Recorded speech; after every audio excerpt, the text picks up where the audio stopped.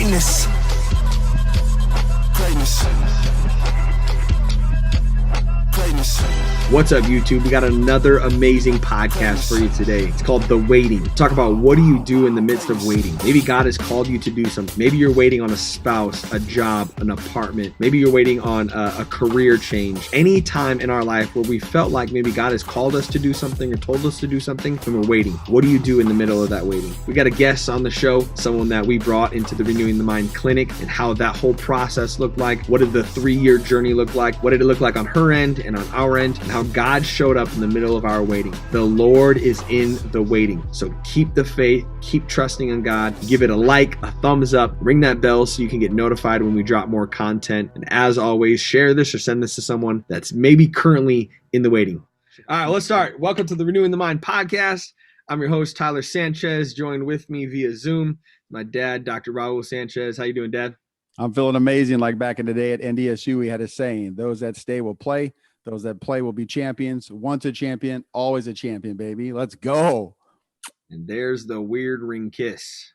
Amen. On this show, we teach you how to move to uncertainty Renew. Renew your perspective, move towards uncertainty, and find what's awesome about that in every situation. Today, we're talking about the waiting. Yes. God is in the waiting and what that looks like. But before we start, obviously, you can see on the screen, we have a special guest. Yes. She's been on the show prior. But for those that weren't on that show, Dad, will you give us a little intro on who Lisa is and let us know who this special guest joining us very bravely to hop on here with these two hooligans. Let us know who she is. So this is Miss Lisa Gilchrist, and she has a licensed mental health counselor degree. And we are happy to announce she just completed her first full year as a team partner with Renew the Mind Clinic. Let's go. Woo, woo, woo, woo. I made it. So it has been a very, very fast year. She has completed her 4th year as a pro. And so our first year with us, she specializes in depression, anxiety, but she has an anointing with people who've walked through trauma. And she just knows how to just touch people emotionally that way. And she has the tremendous patience that I don't have. Like literally all the places where like I would normally say like I don't think I can carry this person or help this person, Lisa takes those kids. Especially with young girls who have experienced trauma, women, people in transition, because Lisa knows a lot of transition. She's moved along from the country, so she's spent some time in Spain.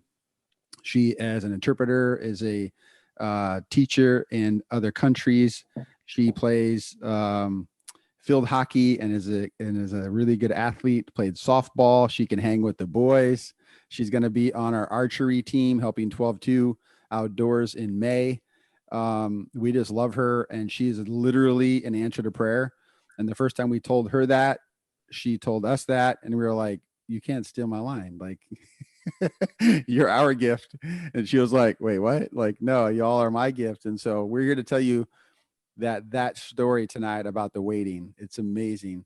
She's happy to give me my ADHD wild dudes that nobody else can handle, and I just beat them up with a little Lego maniac world. And then they love me. And then like, we're friends for life. Yeah. Sweet. So it's perfect. So welcome, Lisa. Thank you. You make me sound like really amazing. Like I've done all this crazy stuff. What? You have? Yeah. You have. I've heard from a lot of other people, just besides my family, that you've had quite an impact on Siouxland already, and that's just in 1 year and in the midst of a pandemic. So imagine what that looks like without a pandemic for 6 months. And most people it takes maybe a year to 2 years to full schedule. And Lisa was up and running literally at 90% capacity, like in 3 months. Is that correct? Is that something that's all credit to Lisa, but also does that mean Sioux City's just that whack, or no? I mean, it's all much help, or the pandemic, people are hurting, but also word spreads fast. I mean, we're a bigger city, but almost it feels like a small town. So people are like, hey, you got to come see Lisa. And it's super cool that people call and request Lisa. So I know she doesn't say, she's like, okay, whatever. Like she's so super humble, but I'm like, let's go. People are calling and asking for you, Sweet. How you doing, Lisa? How you feeling?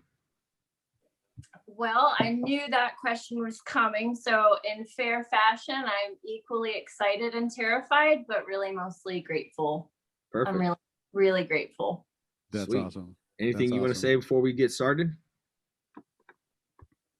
Do what? Do I have anything to say before we get started? I just really appreciate like being included and being able to be a part of something that was like so much bigger, than I had eyes for. So just been really, really amazing. Yeah. That's awesome. We try to get people on here. People get bored of me and Dad, so we try to bring some other expertise and some life. I'm happy to do it. That's awesome. Sweet. Hey, real quick, Ty, try 2 words that describe how you're feeling. So we do this at the clinic to check in, like in our meetings. Me? Yeah. So 2 words that kind of describe how you're feeling. Like currently right now? Yep. I'm exhausted and fired up. There you go. So I went to Branson this weekend for a guys golf tournament and hung out with the college buddies. And we literally it felt like camp schedules. Got up early, stayed up super late, came home, and I haven't fully recovered. But at the same time, the podcast fires me up. So I'm like, I could fall asleep at any moment, and also I'm excited.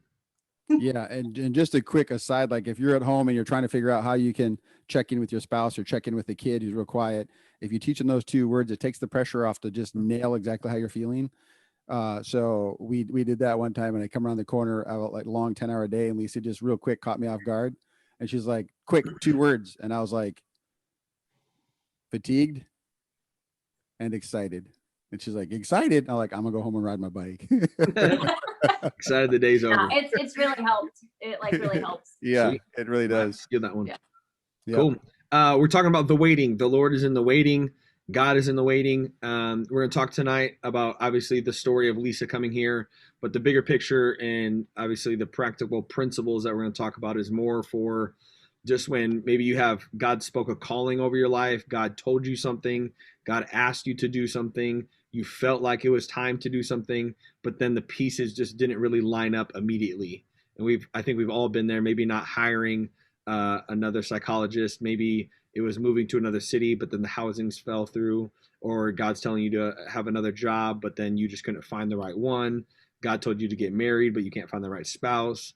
There's just hundreds of different opportunities where we feel like God is leading us towards something, away from something, but it's just not quite lining up. And you're like, God, I know I heard, God, I know this is you, but in my timeline, I thought it was now, and it just hasn't been now. So that's what we're talking about. We're going to talk about specifically how this came about. And then I think we all brought some verses and just some biblical truths to kind of add to it. And then obviously, like always, we'd love to field your questions.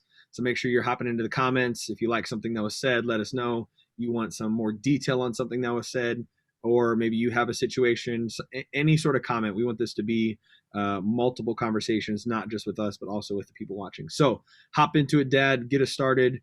Explain, when you felt like you were supposed to hire someone, and then your process, and then we'll hop to Lisa. Okay. She can explain her side. So the first thing is Psalms 24:14.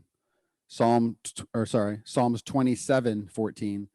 Wait for the Lord, be strong and take heart, and wait for the Lord. And that's the kind of concept, like your strength comes in waiting, and it doesn't make sense to us who are go-getters, grinders, all that kind of stuff, hustle and bustle, especially if you're on social media and people are like, oh, if you ain't hustling, you're a loser, all that kind of thing. The other one is 1 Peter 3:9. The Lord is not slow in keeping his promise, as some understand slowness. Instead, he is patient with you, not wanting anyone to perish, but everyone to come to repentance. So when we think of the Lord as slow, he's not slow. It's literally like things are moving, but because we can't see the pieces, it seems slow. So stop and think about this. And I just prayed through this a little bit, and here's the idea that came to me. Sometimes you get to a restaurant starving and it seems like it took forever. But from the second your order goes back, somebody's already working on it. They're frying stuff, they're cooking stuff, they're preparing stuff, they're heating stuff, and all those things are coming together. And everybody, if you look back in the kitchen, it's a fire race back there, but you're sitting at the table going, oh, this is taking forever. And you have to think of like all those pieces are moving. It just takes a while to make it the product that the Lord's moving toward you. So that's why I want you to think about this. So 2013, we moved to Renew the Mind Clinic. we finally just jumped because some circumstances happened at my old place, and the Lord told me to move in 2004, and I just honestly chickened out. So 2013, we moved out of some circumstances, and I finally jumped. And I started praying, like, Lord, you tell me when I'm ready or whatever. However, and my thought is to have a like-minded person come in, male or female, whatever. But there's two real big pieces. One, you have to be a born-again Christian, and two, you have to be willing to pray for people who ask for it or are hurting. And there are a lot of people who ask that at our clinic. And those are the quick questions. And so the Lord gave me the 3-year timelines. We just prayed through that. 2016, we start praying for people. And right away, there were like a handful of people that came to my mind, and I start pushing the agenda. We ended up hiring a person. The person didn't quite know in between transitioning jobs. And we agreed to like a provisional contract, like you're going to try 3 months, 90 days and see how it goes. After day one, the person says, hey, this isn't what I thought it would be. Sorry for wasting all your time. Sorry for the inconvenience, and literally just pulled. So we were all broken. Like, what did we do? So at that time, 2016, I think that was around October-ish, 2016, I decided, Lord, that's it. Like maybe 3 years wasn't 3 years. Maybe I heard something. Maybe I'm off. So I started praying, and I'm like, okay, maybe I misheard it. So at 2016, I started fasting and praying 1 day a week, specifically for whoever the Lord's going to bring to us. So fast forward to 2019. And by the way, I had several churches knowing that we were praying. 2019, a couple of churches in town asked me. And so Sunnybrook, Morningside Assembly, and Central Baptist partnered with us in prayer, and also offered some money to, relocate the person. So we had a lot going for us, and we were just very thankful. We just went. And so what happened is 2019, October 2019. So literally 3 years from when I started praying, literally to the day, October 2016, October 2019, we weren't having any success with people asking and calling, and everybody I talked to, they're all gung-ho. And then I say, you have to be willing to pray for somebody who asked for prayer.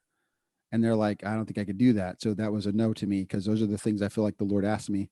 And so what's really cool is October 1, 2019, we finally set up on a Christian website for Christian therapists and stuff. And 10 days later, October 10th, Lisa sends a resume in, and Stacy brings it to me. And we're like, oh, this is really cool. And we try to contact her, and literally 13 days of being ghosted. They're like, not an email, not a voicemail, nothing. Like, we're like, wait, what? And what's really crazy is people would apply, and then they wouldn't answer stuff. Or people would apply, and then the next day I'd say, hey, had somebody applied, and then it would just be deleted. Like, it's almost like they applied and dumped, or they applied and then, like, the Lord, I don't know, like, are you going to chase these guys? Or they got scared. They got scared, or Yeah. The test, like, who knows? Like, it's just those weird things that Stacey and I we don't have an answer for it. Sure. But I look back at it, and I just kept saying, I'm not chasing dudes. Like, I'm 0 for 4. I'm 0 for 3 years. Like, I'm not doing anything until some dude or some lady like falls in our lap in this office. Like, Lord, you're gonna have to slap me, because I'm knocks on the door. Hey, I would literally like to apply here. You got to punch me in the wall, punch me in the forehead, right on the wall, like whatever it looks like. So 13 days after being ghosted, Stacy gets a hold of Lisa and figures out it was a computer glitch. And then on October 30th, Lisa and I had probably, I don't know, I think a 2-hour interview, a phone interview. And I got off the phone. I went to Stacy, and I was like, let's fly her here. And so that's how quick it started to go. So if Lisa, if you want to pick it up from that point, or then you can just start back wherever you want to. That I just wanted to give a quick, like 30,000 foot view. So you can pick it up wherever you want, just so people know we haven't processed this at all. I just want Lisa to go just however, just be transparent and just go. Sure. I just have to explain myself I'm like, oh, that could be shame. Like, I'll get to the apology, because that was, we'll get there. It's really funny, but to think of like what you guys were experiencing on that side, having no idea. Yeah. It really is an incredible story. I think it's just beyond phenomenal. So I guess as far as pulling in like that prayer, those verses of, I think I alluded to it before, but just how God actually sees beyond what we can even ask for. Yes. So the verses I'm going to share just from like Ephesians 3, kind of 17 to 20. So I won't read too fast, but I want to really get to 20. Okay. But I need a little bit of run up time to it. So then by constantly using your faith, the life of Christ will be released deep inside you. This is from the Passion Translation, by the way. And the resting place of his love will become the very source and root of your life. Then you will be empowered to discover what every Holy One experiences, the great magnitude of the astonishing love of Christ in all its dimensions. How deeply intimate and far-reaching is his love. How enduring and inclusive it is. Endless love beyond measurement that transcends our understanding. This extravagant love pours into you until you are filled to overflowing with the fullness of God. This is verse 20. Never doubt God's mighty power to work in you and accomplish all this. He will achieve infinitely more than your greatest request, your most unbelievable dream, and exceed your wildest imagination. He will outdo them all, for his miraculous power constantly energizes you. So just kind of, amen. Yeah, just recognizing like the dreams and being able to I'm a naturally an adventurer. I have a blog post. It's like about sojourning. It's just, that is a piece of my life, and those are seasons. Just to kind of preface, because being able to jump into something like this is not, I'm not the typical person, I guess, in that sense of just being able to say, I'm ready to pick up my life. There's something going on in my life in this transition that God has set up for me. I don't really understand it all, but here it goes. And I think if I could even go back just to some of the timing, because of how weird my brain is, I think, well, what was going in my life when you were experiencing, or what it looked like to pray and have this vision. And so in 2013, looking at October, I ended up moving Thanksgiving of 2013 to Columbus, which is important because I was transitioning from life in New York with my family a little bit. My parents had moved to Florida. So we were kind of holding the fort for the house before they could sell it. And then I was like, all right, I got to get out of here. So I moved to Columbus. I have an aunt and uncle that live there, and they always opened up their home. And so I went on an interview and in suitcase from New York, upstate New York, to Columbus. And it was that job as I kind of worked at a military base as a daycare worker, because my background was in elementary education. So it was that job that solidified for me, I need to do something deeper. And I won't go into this child's story all the way, or really at all, but I saw him, his hands were remote controls and they were very explosive, and he just would walk down the hallways to the bathroom like he was the machine. It was so hard for me to watch. But God shifted something in my life and said, you've got to be able to do something else. This is good, but I need you over here. And I didn't really understand, because I didn't think I was going back to school. I really didn't. And I did. And so by 2014 of May, I started my graduate degree, which is interesting to me because that's when you are starting. And so God had shifted something in my life at that time. Yeah. Because we're talking about timing and waiting, it took me 3 years to get my master's. So in 2017, end of 16, 17, I become, licensed as a professional counselor because of those shifts. And it's like being able to look back and say, to the dime, yeah, there were things pairing up and what was going on in Sioux City and what God was doing in my life to actually get me here. So I'll kind of fast forward a little bit, but I get my first job, started in July 2017, start as a contractor because, as you know, it's kind of hard to, I mean, at the time I didn't know how to build my own practice, or I just needed an in. I just needed to start. So I knew someone from church and she was like, hey, like, we're hiring. I was like, perfect. I spilled water on my outfit on my interview day. It was beautiful. Never will forget that. And so I did the contractor thing for about 1.5 years. And this is important because at some point I kind of got the gumption, so to speak, to ask to be an employee, because it just wasn't as stable as I needed it to be at the time in my life.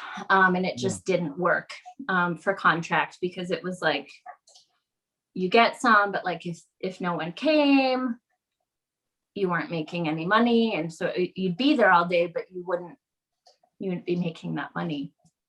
So it made it really, really like I don't know, what do you call that? A roller coaster, a wave? Yeah. I don't know. Yeah. Very just like a very variable income. Yeah, but very inconsistent. Correct. Like cool, but and then all right, I'll buy a bag of chips for dinner. Okay. And I just needed something different. So I actually asked for employment, and they granted that to me. And I was really grateful, because the worst they could say was like, no, we just need you to stay a contractor. And I was thinking, well, like at this point, like, what have I got to lose? You know, if I stay a contractor, I will probably stay for a little bit, but I'm feeling like this is not my forever place. Yeah. So I'm feeling those things, but also like, hold your ground. Like, so they said yes. And so January, February-ish, 2019, I was given employment status. And September 26th, I won't ever forget it, because it was really actually quite traumatic, but they had a staff meeting that day, actually. And I didn't have work. So I had actually had, I had my own, I was going to therapy at the time. So I'd had a therapy session right before I went in, but I knew we had this staff meeting, and it was really weird because it just was in the middle of the day, and it showed up on our calendars, and it had like a staff meeting lunch afterwards. And it just kept feeling like weirder and weirder. Yeah. Like, all right. Like, what is this? Long story short, they had 2 meetings, one for the contractors that were still contractors, and one for, there were like 7 or 8 of us that were employees, therapists at the time. And the contractor meeting was for them to learn about what was happening to us as employees. It was very weird. Very weird. Didn't like it at all. Stared out the window. I was like, those trees and the blue sky is really pretty. It's really pretty to look at. Yeah, but like a gut instinct, like this is gonna go wrong. Oh, this is bad. This is that. Looking around, I can see everyone's faces. You know, like I was like, this is trauma. This is trauma. This is happening.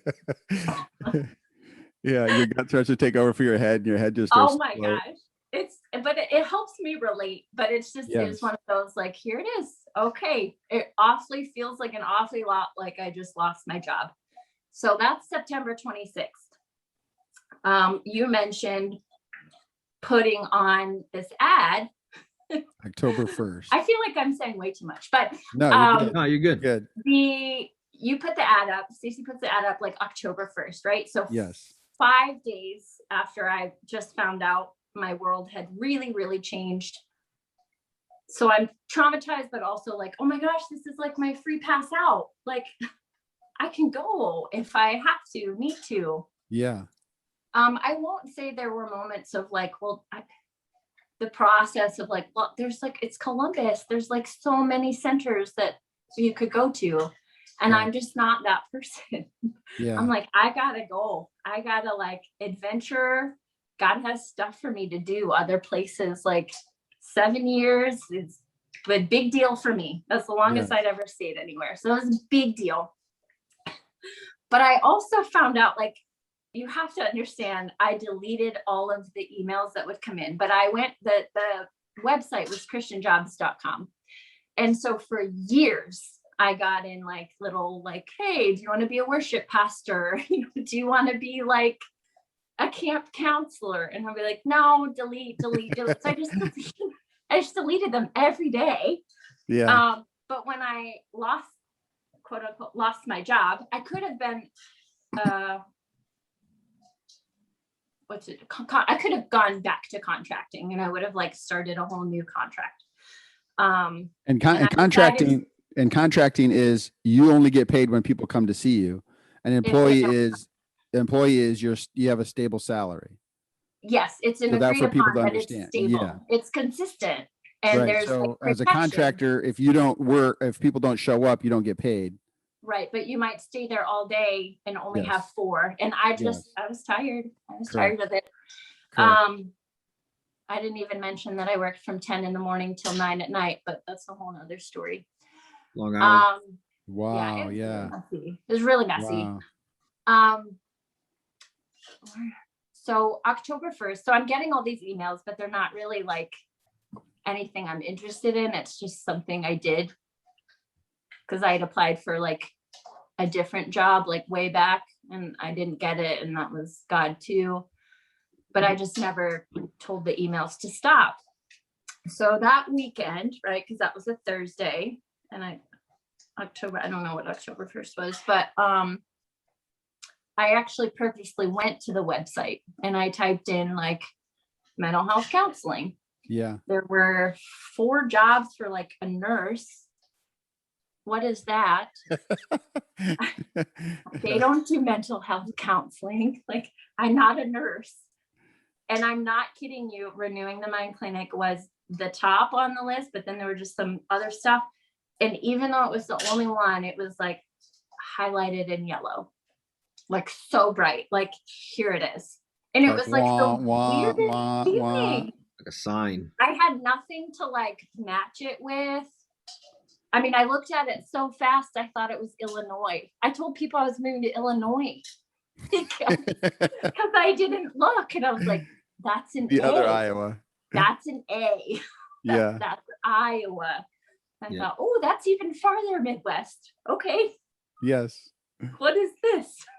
I don't even know where Sioux City is. I have no idea. Right? I'm still trying to figure that out.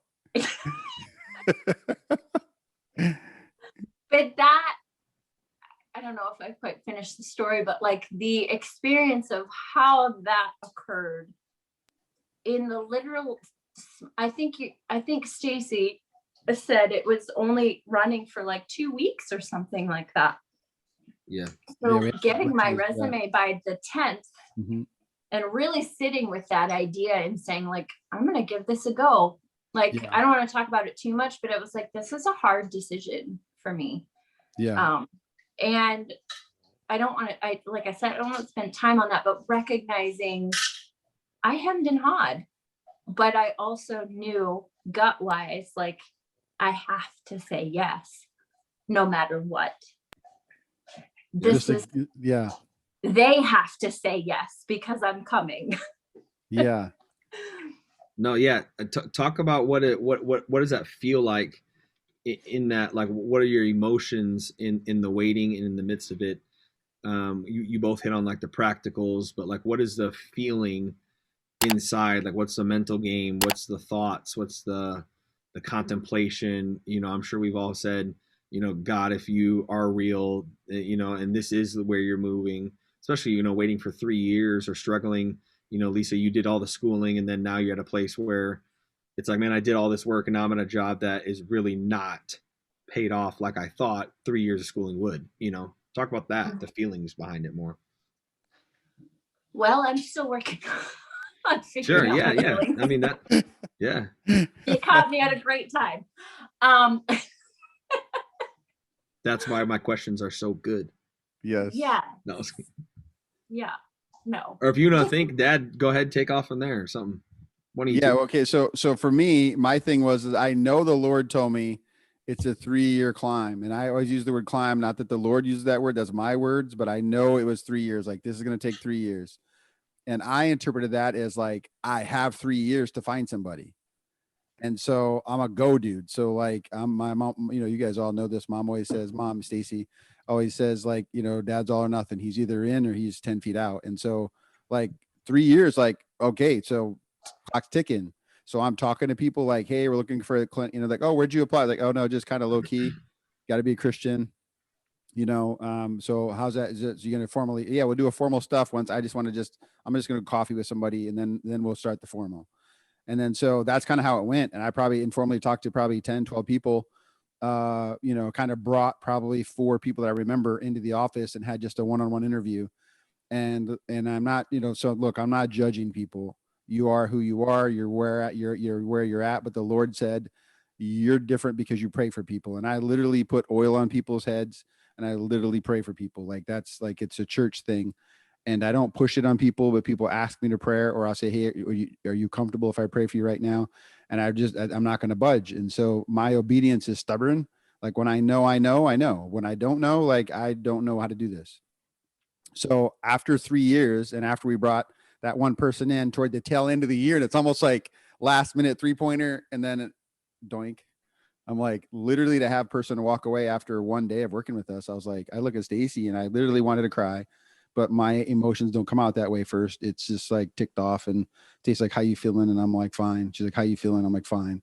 She's like, honey, how you really feeling? And I'm like, I'm gonna go ride my bike for a while. And so did you feel like you didn't hear God correctly then? Yes. So the pain is I failed. The pain is I failed. I had a 3-year window and I freaking can't do this. Like that's the pain. So then I work out to just so I can talk. If I can't do that, I want to punch something or just mad, like why would God do that and then not follow through? And there's this punch that hits you in the stomach. Like, what did I do wrong? So then after I work out, Stacy says, honey, how do you know that was 3 years? I know that was 3 years. Okay. And then something hit me. What if it's 3 years of waiting, not 3 years of doing? And then, and I can't tell you when that hit me, but it was just one of those things. Like my train of thought's pretty quick, unless we're joking around and just snapping each other towels in the kitchen, being dumb, then it just gets kind of silly, but when that stuff hits me, I freeze because I know my voice kind of, and I know it's not me, and I don't wait. And I was like, wait, what? I was like, so I'm supposed to sit and do nothing for 3 years? Like, so when did that clock start? Like, and so then I just started thinking like, okay, so, and I would just pray, and Pastor Johnny would come up to me on Wednesday nights in our well at church and just say, hey, what can we pray for at the clinic? And I just said one time, look, I feel like we have a 3-year window and we're supposed to be praying for a therapist or psychologist, a partner. He's like, what are you looking for? I have no idea. Do me a favor and partner with us and just pray, because I'm not supposed to be doing. Like I fail at doing. And Pastor Johnny is always just real. So he's like, oh, bro, I know how that feels, like that kind of thing. And so he just partnered. And so he just pulled me aside every now and then. And he's like, how long you been doing this? Like 2 years. We're 2 years in. He's like, when I drive by there, go to the gym or go do whatever. He's like, I always pray for that because I remember your prayer. I remember your stance. And I'll never forget when I told him like, hey, we hired a person. And then when Lisa came in, I introduced him. His eyes were red. Like if he wasn't on a Wednesday night, he probably would have started crying, because he was just like, wow. He's like, we have to talk about this story, because he got it.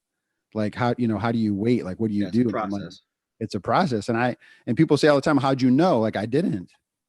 Sure. And here's the big thing.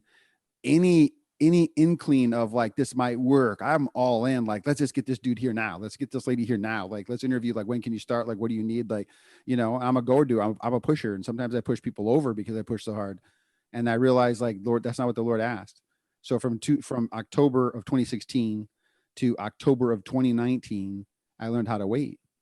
And I fasted 1 day a week. Sometimes I didn't know what that meant. So I fast normally 24 hours, but sometimes I didn't have it in me. So I'd fast until dinner. But that's just how it went, kind of that feeling thing, but I just did it. And so then I would journal sometimes, and I'd feel like I was supposed to pray for stuff specifically, like for safety, for travel, for whatever person. And so I would do it, but there really, it was kind of dry. There was no real language. Sure. So when Stacy, says, "Hey, Lisa applied," and we looked at her stuff, I looked at it and I'm like, "What do you think?" And she's like, "What do you think?" And I'm like, "What do you think?" And she's like, "What do you think?" And we're both gun shy. And I'm like, "Okay." So she's like, "Well, you're the boss." And I was like, "Here's what we're going to do. You interview her first. And all I want you to do after the end of the interview is to just ask how you feel." And so Stacy's like, "Well, what am I supposed to say?" And I normally have a big old agenda. And I said, "I'm not supposed to be taking the lead here. So I want you to do this. Just Google like top interview questions for a CEO or something." And she's like, "For what business?" I'm like, "Doesn't matter." Literally, like I pulled back as much as I could pull back because I'm just always trying to get in the way, kind of. And then so Stacy comes and she sits down, and mom gets, and she just has this big old smile. I'm like, "What?" And she goes, "I like her. You're going to interview her. Like, I really like her. I really, really like her." So I'm pulling in like, "Oh, okay." Like we're just going to circle the plane again because I'm not landing, like, Yep. So then I use my questions on the interview, and Lisa and I don't know, it kind of clicked. Just, I think it was probably an hour interview. We probably went more like an hour and 45 minutes, and then felt like, okay, so I'll talk to Stacy and then we'll let you know our next step. And then we flew her in for a 2-day visit. And then the third thing was Stacy, Teresa, and Lisa all went out to eat and had like a 2-hour lunch. And then Stacy came home and was like, "She's the one. She's the one."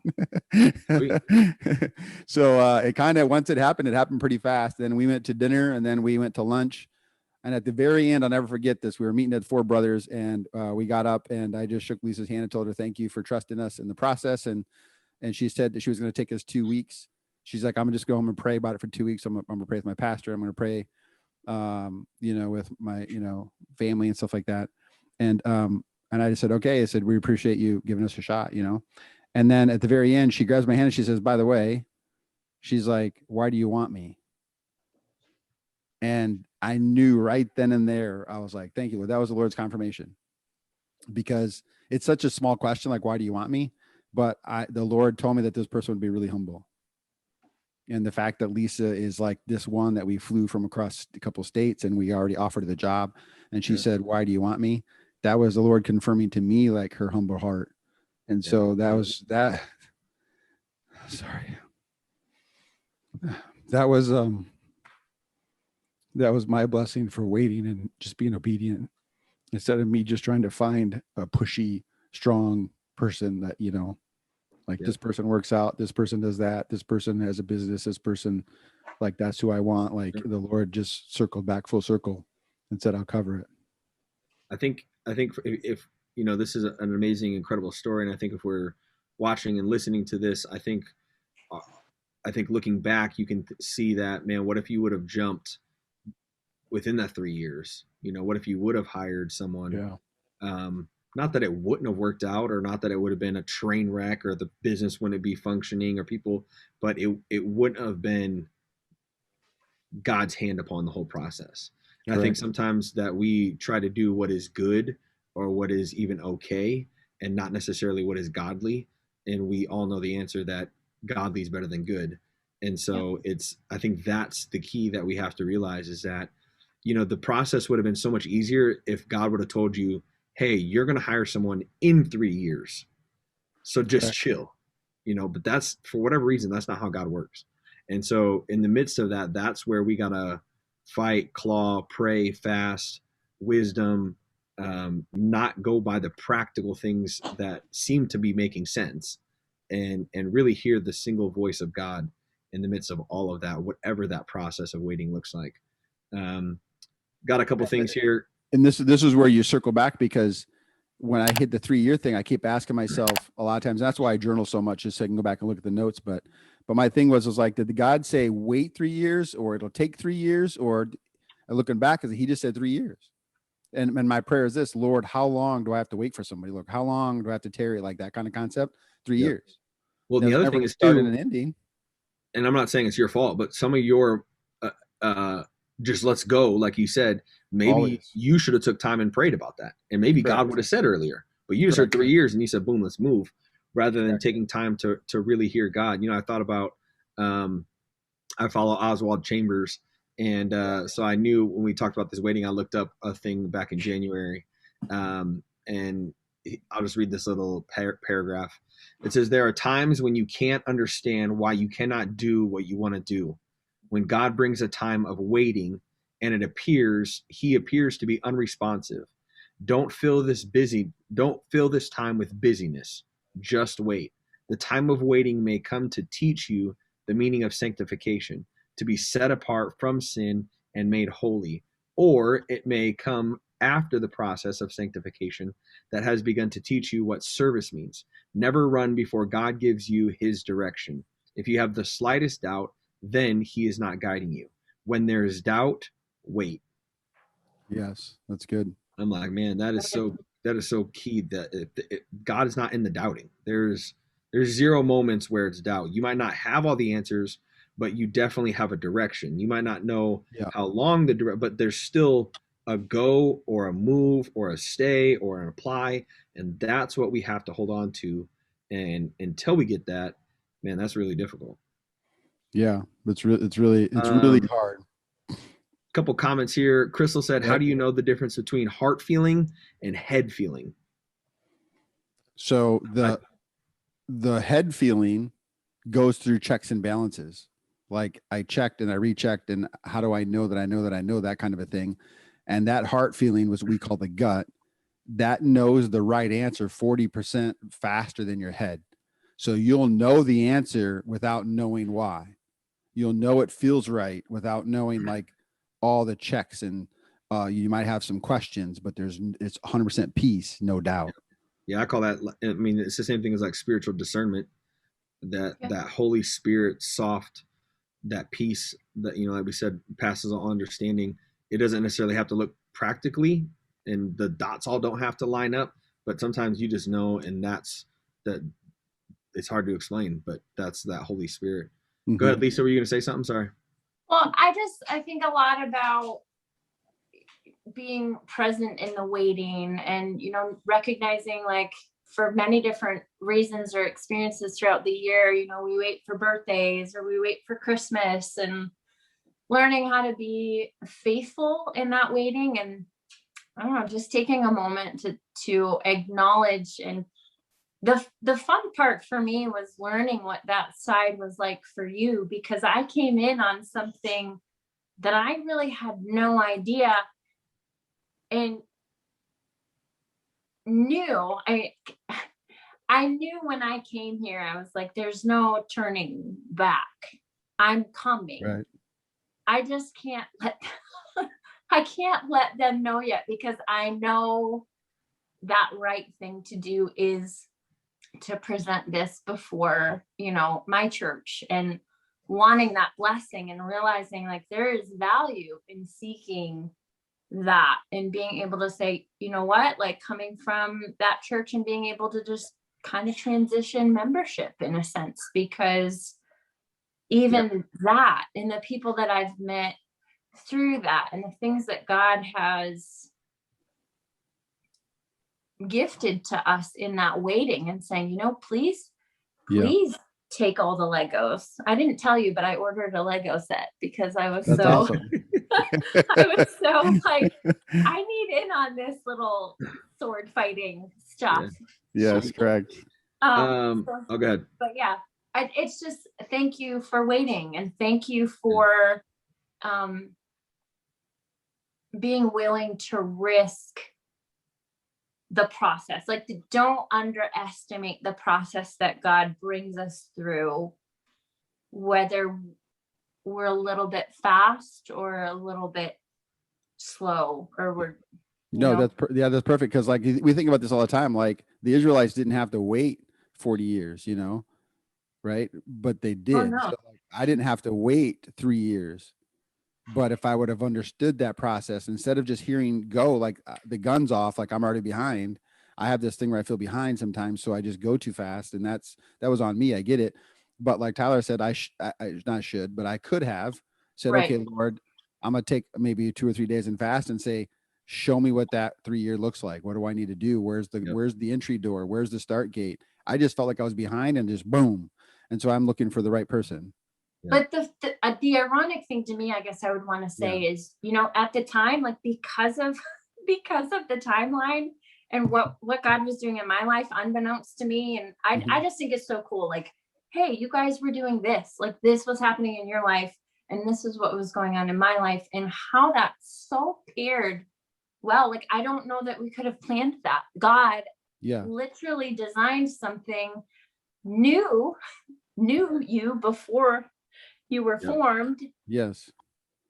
He knew that about you. He knows things about me. Right.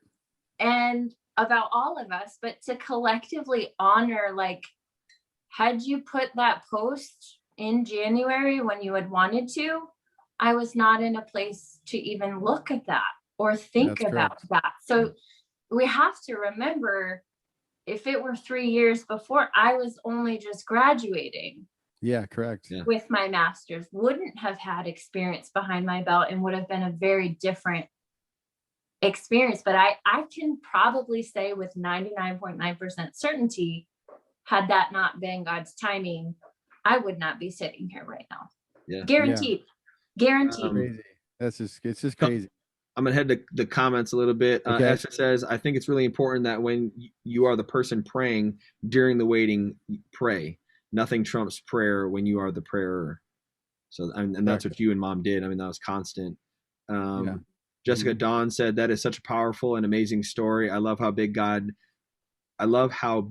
just shows up and knows exactly what his plan in each of your obedience. I'm so glad I got to hear this tonight. Such healing and intention for each individual family as well as our community. Crystal said, from your guys' experience, what are some tools or strategies that can be used to be successful at obedience in the waiting? I'll answer this first. Okay. So another excerpt from Oswald that I love, and I've saved this one for a long time and then just pulled it out because it's tonight. He says this: patience is not the same as indifference. Patience conveys the idea of someone who is tremendously strong and able to withstand all assaults. Having the vision of God is the source of patience because it gives us God's true and proper inspiration. Moses endured not because of the devotion to the principles of what was right, nor because of the sense of duty to God, but because his vision of God. He endured as seeing himself as invisible. A person who has the vision of God is not devoted to a cause or to any particular issue. He is devoted to God himself. I think that's what we have to understand is you in the waiting for 3 years was not to fill a position. It was not to make more money. It was not to get Mom out of the office so she can work at home. It was literally because God had a calling for Renewing the Mind Clinic to impact people's lives. And that is the only thing that matters. Right. And that's the vision that we see, is that when God gives us a vision, man, everyone's like, oh, let's go. And we focus so much on the duty and the actions. And so to answer that question, it wouldn't be, if I could give advice, it would be the tools and the strategies would be to be obedient to the calling of God, not the actions and the work of God. And those are two different things, because if you were being obedient to the work, you would have wanted to hire immediately. Yes. More people would be seen you didn't have 2 people seeing clients for 3 years, Right. So in the practicals, if you would have hired someone earlier, that would have been 3 years of people being seen. Right. Right. That's not what it's about. It's not about that. It's not about the simple duties in obedience. It's literally about the calling of God in him to himself. Correct. And I'll tell you this, like I always say this, look for the hand of God. And this is what's pushed us as a family through. And when I help people, I coach people, whatever, but like, I if you know that you heard from God, then I always say, look for the hand of God, because your perspective's off. My perspective was, it was on me and I had a window, almost like the window's closing and I had to jump through the window. And that perspective that I saw moved my behavior in the wrong direction. Once that failed and that window closed in my perspective, like 3 years is up, now what? And then I go back to the drawing board, like, okay, Lord, show me. I go back to my basics. So my main tool for Crystal is look for the hand of God. What was God's intent on 3 years of waiting? I got hooked up on the 3 years, but what's God's hand saying about waiting in the 3 years? So I circled back on waiting. Okay, so maybe God's going to teach me something in the waiting. Does that make sense? Yeah.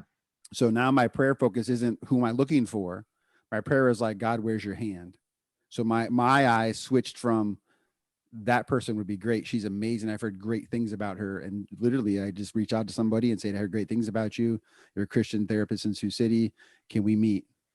You know, and that's kind of how I would do it. Like just reach out fast. Like I just, you know, and now I realize like, okay, instead of looking for the person, where's the hand of God? And that led me just to continue praying and continue praying. And only a few times pray for travel, pray for sickness, that kind of a thing. So somebody be healthy to come.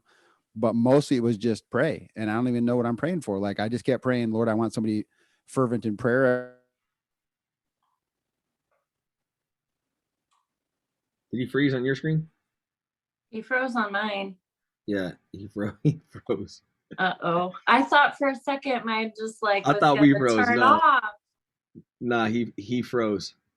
Okay. Does he know it? Probably I don't not. think so. I'll reach out. I'll text him. But in the meantime, Okay. me and you can carry the show, Lisa. Sure. We don't need him anyway. No, I'm just kidding. Yes, we do. We No, do. yeah. No, do. Go ahead. You got something? No, do you want me to tack on to like the weighted part? Well, yeah. Well, I mean, do you have the question was, do you have any tools? You want to answer that one? Any tools for Crystal or for anyone else, or in the like from your end? Sure. When I think of waiting, right? I think a little bit of a restaurant and serving. Yep. So, you know, I think of David, right? I waited patiently on the Lord and he inclined his ear to me. Yep. And he heard my cry. When I think of, we've talked about the Israelites and that kind of waiting 40 days somehow became 40 years for them. What that process was in that waiting, whether they realized it or not, he had something for them in it. They did it the hard way. And sometimes we do that. As we're waiting though, there's purpose in saying, God, I'm here to serve you. I'm here to serve you in this moment.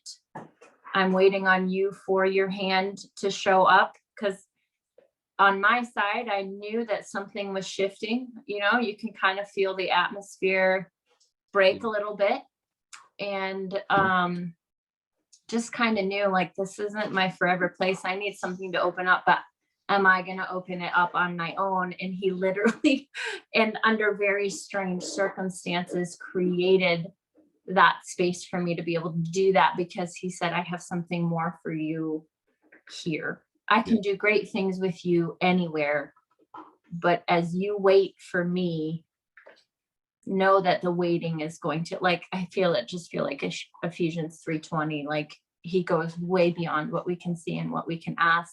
Yep. And I feel like I had some really big asks, right? Sure. Like even in this business, like we're not just asking for this, a person. We don't need someone to fill a chair.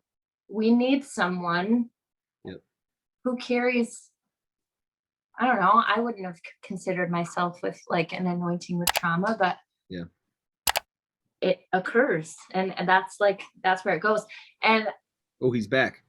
Hello, can you hear me? Okay. Yeah, you're back. No, go testing, ahead. 1, 2, 3, testing. Finish that thought, Lisa. No, I was just maybe going back for a brief moment to the interview process when Dr. Sanchez said like, hey, what's your niche? And I was like, oh boy, I'm going to go out on a limb here and tell him exactly what my niche is. Yeah. And it happened to be one of the top things that he was like, oh, I get it. Like, I know that niche. Yeah. I know that. What's cool is like, something you said is like, you know, for you to ask, for you to have, you know, big asks when it comes to this, and for you know, let's call it, say, the demands, you know, or the non-negotiables in what you're looking for in an employee, and the same thing for dad to have some non-negotiables for an employer, and both back and forth. It's like, man, that's wild that met up, if that makes sense. Correct. Like for both of you to have crazy demands, like you said, in this industry, and to be so stuck, not just on weird things, you know, like keep the AC at a certain level, but biblical principles that you guys were steadfast on. God honored that, you know. Correct. And that's that. I mean, that to me is that's a whole nother show in itself. That when you don't waver and when you stand for things, God honors that. God honors that, your ability to stand for what you believe in and what he's asking you to do. Another thing that came up, Cam Fowler said, it's funny how the dots connect looking backwards. You know, like when you went to school, when we were praying for people, when you stopped feeling your job and the employee, and then now it's like, now you look back and it was like, oh, that's why this happened, this. And, so I mean, hindsight's always 20/20, but I think the weird part is the next time we go into that situation, will you guys and anyone else that's learned from it be like, okay, one day I'm going to look back and this will all make sense, but right now it doesn't. I think that's the hardest part. It's like every time the disciples came to a miracle, you would think they would be like, yo, Jesus is about to do something crazy. But every time they just go like, oh no, what's going to happen? Yeah. I would start anticipating it, wouldn't you? But then when I'm in my situation, I'm like, where are you at, God? And then I'm like, oh man, yeah, this happened 2 years ago. That's perfect. Cause so when we talk about default mode, we all have a default mode. So like I've been this way for 50 years. So it's like in the knowing, when I'm looking in the moment, in the presence, like when you're anointed, it's easy. Look for the hand of God, look for the hand of God, stay on point, stay on mission, look for the hand of God. But in the flesh, it's like, I go, like I'm a fighter. So I fight first, then go, what just happened? And I don't mean fight, like beat people up, but just like fight through the circumstances. Like, And so if you take a look at that, Peter strikes with the knife, because he's just a fighter like that. And then it takes a while to set back and be like, whoa, I should have renewed my perspective. I should have taken a different look at that. Yeah. Slow down, chill down, That's crazy. We got a good comment here I want you guys to discuss. Okay. It says, for those that have suffered great losses and are trying to heal, what are key things to do to work through this, as it does feel like waiting for relief from great grief? Basically, that waiting for relief in the midst of hurt. That's huge. So the healing. The best thing I could tell you is loss sucks, and you have to embrace those pains. And if this is something that's happened a long time ago, you probably already embraced those pains, and you're like, for how much longer? And this is just my thing, and that I teach. And the concept is like, pretend like you just lost a house. It got caught on fire and you have a bunch of stuff in there. And as you go back with a rake and sift through all the rubble, you looking for, God, show me what I'm supposed to keep and show me what I'm supposed to shed. And as those pieces, like the Lord will establish kings and kingdoms, and the Lord will remove kings and kingdoms. In that presence, like the Lord will show you what's keepable, what's renewable, and what is like, dude, that's last chapter. Like you got to move on and let go. And I think the hardest thing for Christians is we get sentimental too, even on the way that you used to hear God. Like Peter would go up on a roof because he hears God on the roof. Like I take a shower and I need anointing, or, I go put a blanket over my head and then we're listening to worship music. Men that I coach, CEO men, and I tell them all the time, I was like, go do your Yoda time. And we all laugh, like, put this big old hood over yourself and just get lost in worship. So I still get stuck in my, like, I need my Yoda time. Like, do you really have to have Yoda time to have the Lord? No, you don't. But like, it's a comfort thing. So just be careful of what the Lord wants to remove from you and what the Lord wants you to grab and take your lesson. And those are those what moments that we talk about. It sucks to talk about what moments in a loss, but that's the only way you can make sense of it. Sweet. Bridget brought up the other side of the story, Lisa, which is when you got here, not knowing COVID hit, like a week after you were here, right? Pretty close. Yeah. Just to be safe, let's say 2, even though that's so wild. But COVID hit, everything shut down. You had to go to telehealth. You didn't know anyone. I had to get my license first because I didn't have, I had my independent license in Ohio. And so I was like waiting for that to kick through. And, I was like, this is COVID. I don't even know if you're going to get my papers. I just took this really ridiculous test and I need you to have these papers and you don't have them. What's going on? Is your dog there? Your dog is what? Is your dog there? Yeah. Let me see. Let's see. Show the people your dog. You want to see her? I'm just trying to get her from not eating my rug. That's okay. This is a family show. Let's show the family. Oh. Yeah, look at her. She's awesome. Here she is. So you're gonna make her start barking and stuff. She's not a big barker. Okay, good. He does that to Sadie, Looking. and then she He's just looking. goes crazy and she can't calm down. So. Yeah. But yeah, so we're talking about we got a request before you go, Lisa, for you to answer the question of grief in the waiting. Okay. Oh, okay. Okay.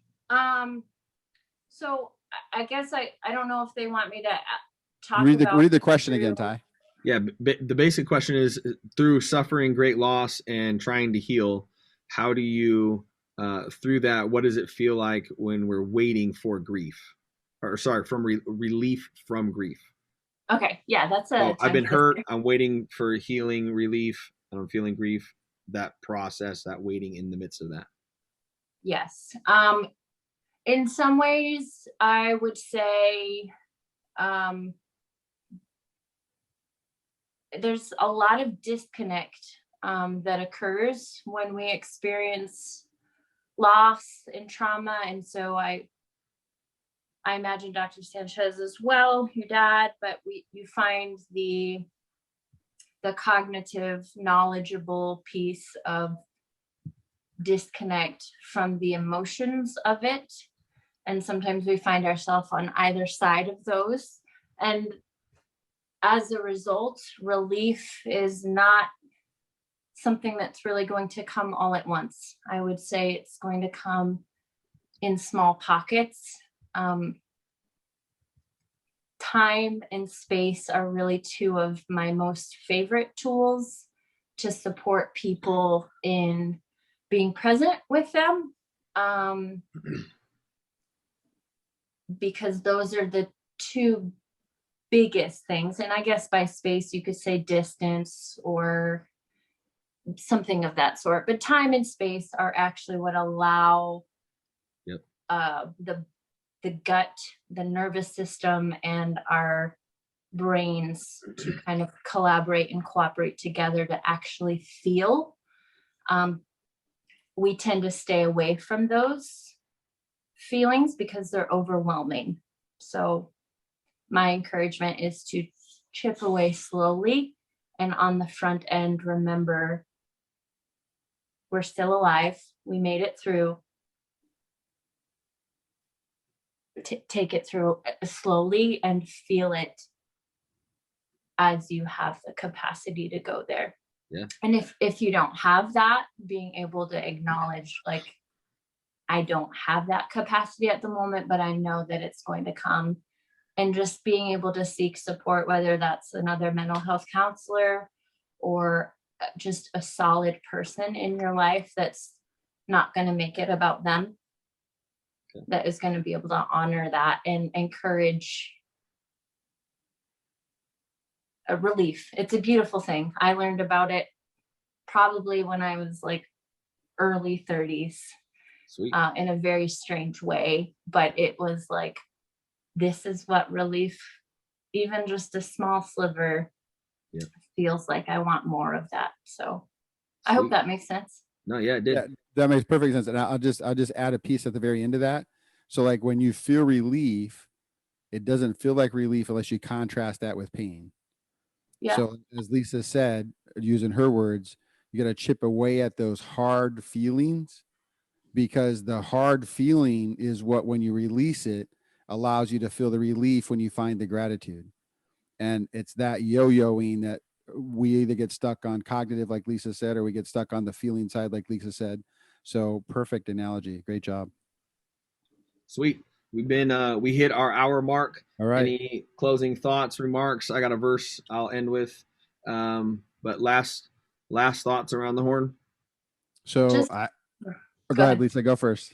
I didn't want to like take the end. No, you're good.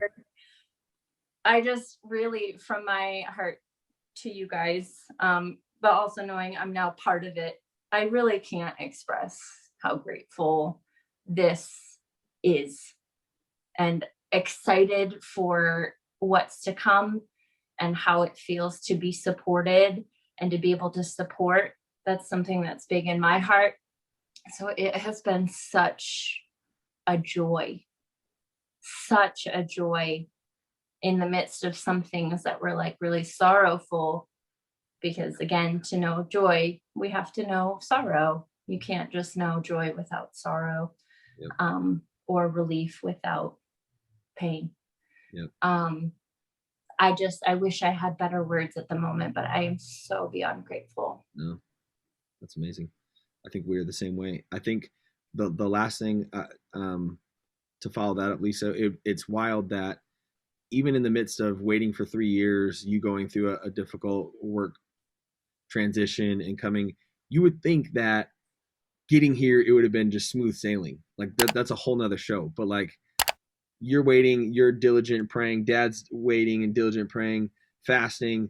God shows up, you get here, and now it's like, yes, it's easy, right? This is where God has called me.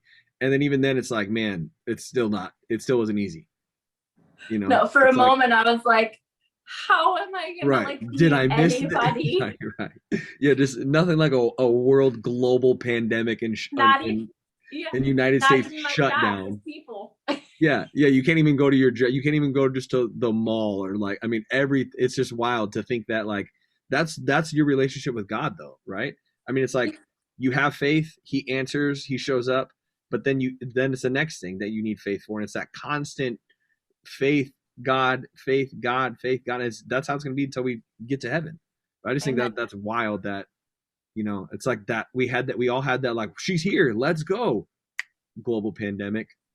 Yeah. And I just want to say thank you. I don't know who's all listening, but thank you to the churches who were willing to support and honor and partner with that, because it is a big move. But it was also something that was like, this is no skin off my back. Like, this is the ultimate, ultimate fun for me. But to know, like, I just can't tell you how cool it is, because you guys didn't know my history. You didn't know, like, when I was on the road or not, or how many near misses I've had. Like, we could talk about car accidents at some point. Yeah. Because that's a whole nother thing. But even those moments, like, you can't actually know. I think sometimes we may not get to heaven until we know. I don't know what I'm saying. We won't we won't know until we get to heaven what those moments meant to someone else. Correct. But if in this moment, I just want to say thank you to you guys for praying for me, because and I don't even want to cry, but I need to, like, thank you. No. Okay, just leave me out hanging. Okay, I got you. Thank you. Make dad be the only one that cried on the show. Just kidding. I do want to give a shout. I'm still working on it. That's okay. A special shout out to Central Baptist and to Morningside Assembly for actually providing financial help to get Lisa here, flew her here, helped her relocate. We didn't have to provide anything for Lisa in that relocation piece. We helped her set up her office, but they just literally took care of it for us, because we were in a pandemic and they knew we had been praying for 3 years to get her here. So again, shout out to Central Baptist for sending cash, and to Morningside Assembly for sending cash. And they were, I think, 10 churches praying for us. So last thoughts, Dad, and I got a verse to kick us out. Okay. So it's funny. So my verse is Proverbs 13:12. That says, hope deferred makes the heart sick, but desire fulfilled is the tree of life. So if you don't have hope in the middle of a waiting, you're done. You're done. What are you hoping for? You're hoping that the God that is bigger than the universe, the God that gave you 10 fingerprints, that's different than 7 billion people on the planet, knows your heart. And I can't tell you why he defers. I can't tell you why it's long. I can't tell you what's in the waiting, but the strength and the resilience that comes out of that waiting, it's no other. And every time something like this happens, it's a fortitude, a mental strength that I get. And people look at me and they want to be like me, but no, you don't want my stuff. Like, you don't want to carry my junk. The idea I want you to think about is literally, and this is what I tell people all the time, I am who I am only because I'm naive enough to believe the Bible is written for me. That's all. Jesus is my dad. I don't know what to do. I go, what would Jesus do? My kids are like, Dad, pray for this. Like, do I look like I have the answer? So I go to prayer. And I just say, like, it's like texting dad. So I'm like, hey, I don't know what Jesus told me yet. And so I make them wait because I wait. When I get an answer, I give them an answer. Like, I don't have anything special. I really don't. I just have this amazing feeling that Jesus is my dad, just because I don't have a dad. So that makes it tight for me. So that's my final answer is hope deferred makes the heart sick, but desire fulfilled is the tree of life. Yep. I'm going to end with Habakkuk 2:3 in the Message. Why? Habakkuk. Habakkuk 2:3 says this, and then God answered, write this, write what you see, write it out in big block letters so that it can be read on the run. This vision message is witness pointing to what's coming. It aches for the coming. It can hardly wait, and it doesn't lie. If it seems slow in coming, wait. It's on its way. It will come right on time. And I think that's kind of everything we've discussed. It's writing it down. It's praying about it. If you got a vision from God, it's holding on to it. It's seeing it on the run, which means when you're walking, when you're driving, not just when you're in your Yoda blanket. It's a constant reminder that this is what God has said, and it might not be right now, it might not be tomorrow, but it's coming because God's promises is always true and they're always fulfilled, and then that timing is always perfect. You know, if you would have called Lisa 2 years before, it wouldn't have worked. You'd have called Lisa a year before, it wouldn't have worked. You'd have called Lisa 6 days before, she had a job.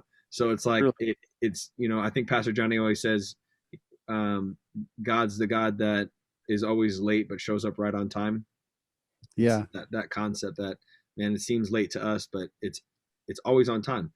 And if we can just constantly remind ourselves in the waiting, God showed up last time and he'll show up again. Yes. That's that writing it down in big block letters. That visual is so key to me. Is just that keep it in front of you all the time. Whatever you're waiting for, whether that's relief from grief, whether that's a job, a spouse, an apartment, housing, a check, food. I don't know what your waiting is, but man, it's coming. It's on the way. God is faithful. My mentor, Francis Frangipane, used to say, I don't know why, but the Lord is in the photo finish business. Think about the Olympics when they just win by like just literally a hair on their chest. Like, yeah, the Lord is in the photo finish business. Sweet. All right. Well, as always, renew your perspective, move towards uncertainty, and find what's awesome about that in every situation. Don't forget, there's 2 times to be great. When you feel like it, or when you don't. We love you. Amen. Peace. Peace. I had to realize what's inside of me. For all of the people that lied to me. For all of the people that said I would fall off. Oh, boy, what a time to be alive. I wrote this for everyone, feel like they counted out. You need to look in the mirror and tell yourself it's time to be who I am now. Greatness.